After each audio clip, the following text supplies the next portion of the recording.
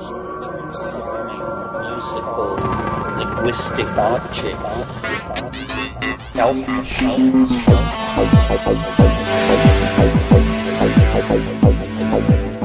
Greetings from Cyberdelic Space.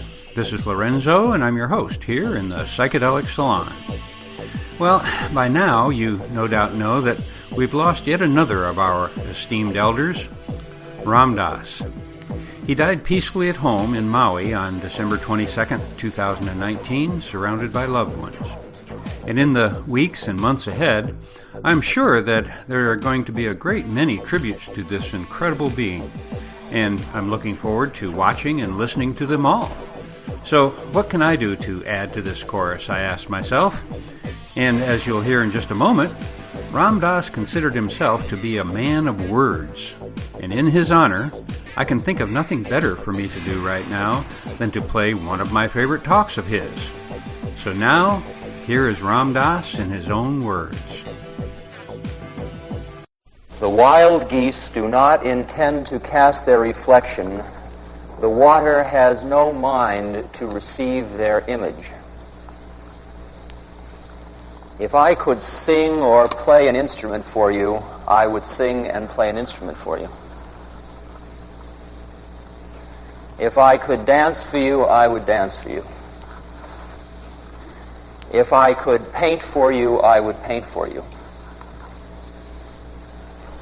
But my thing is words. But the problem about words is that you may listen to them. And that would be a mistake. For all I am doing is painting with words. And the message that is being sent is nonverbal. Anything you write down in a notebook to take home, to think about, forget it. For in fact, I'm not going to say anything that you don't know already. But the perplexing problem is that you don't know you know.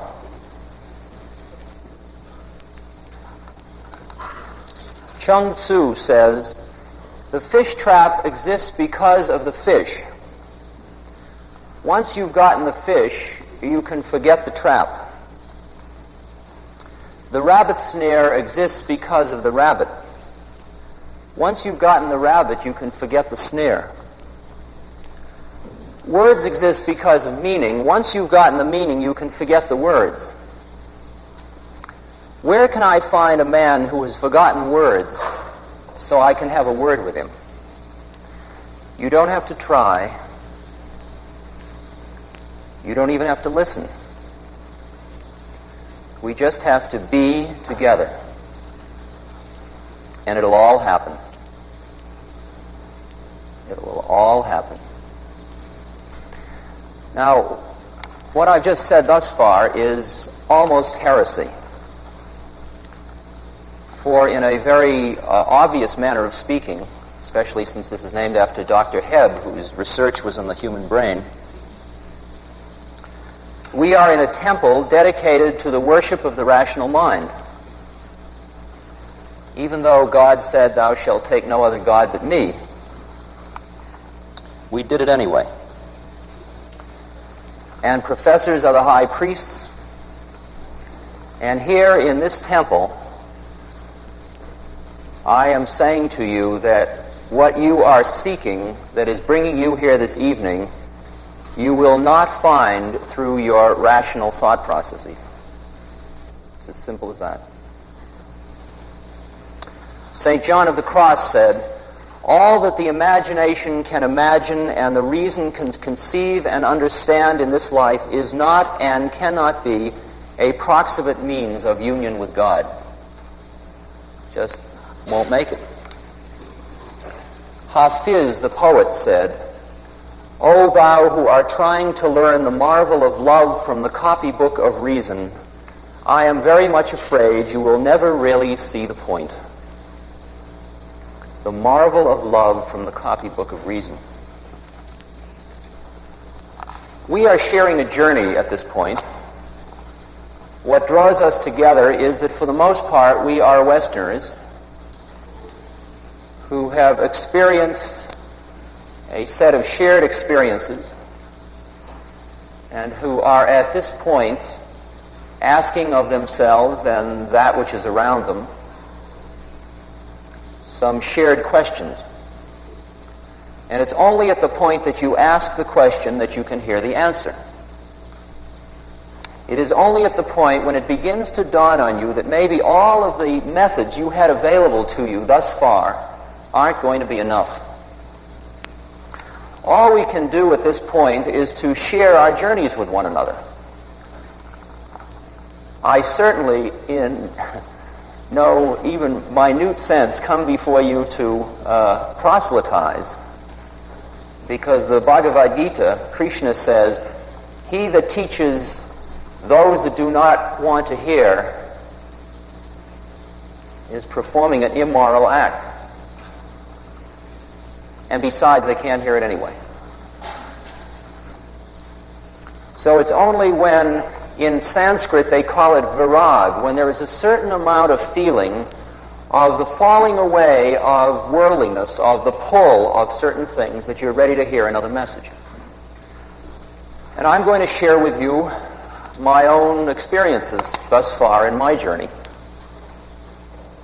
briefly, and try to explore some of the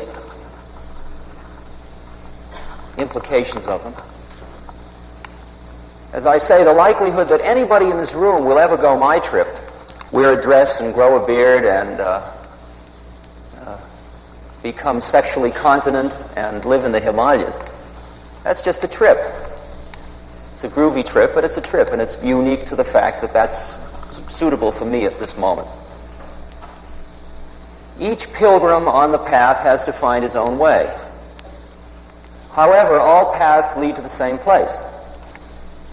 And therefore, by hearing of other people's journeys, you can get clear as to where it is you're going, and you can get some of the dynamics of method comparatively, perhaps. My story is a story of 3 chapters. The first chapter I can tell most briefly at this point in my life. It used to be the longest chapter. The second chapter is a little longer, and the third chapter is perhaps the pertinent one for the evening. Chapter 1, I trained to be a social psychologist in the field of child development and personality theory. I got my PhD from Stanford, and I was a professor at Harvard. I taught at Cal and Stanford and Harvard. I came from a middle-class, upwardly mobile family.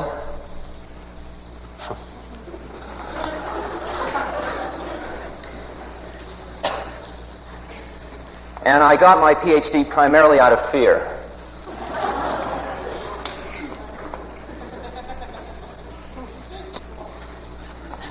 And I knew when I took my doctoral exams that I didn't know, but I was very charming.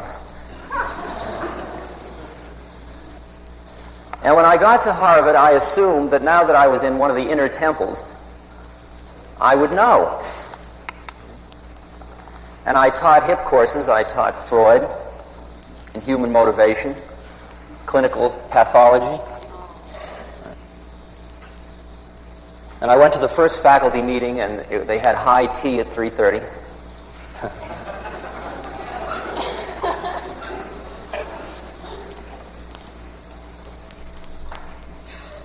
And it was very much like being in the Virginia Assembly at the one of the historical landmarks in the United States. Even if they were talking about the hours that Radcliffe women had to be in bed, it all sounded like a high oratory out of the Greek amphitheater. And I was very awed by it, but as the time went on, I was there for 5 years, I began to see that we didn't know enough. Down the hall from me in one direction was Eric Erikson, another was Dave Reisman, Jerry Bruner of cognitive psychology, some of the people who were social scientists who supposedly knew. But it stood to reason that if we all knew, we should really be grooving.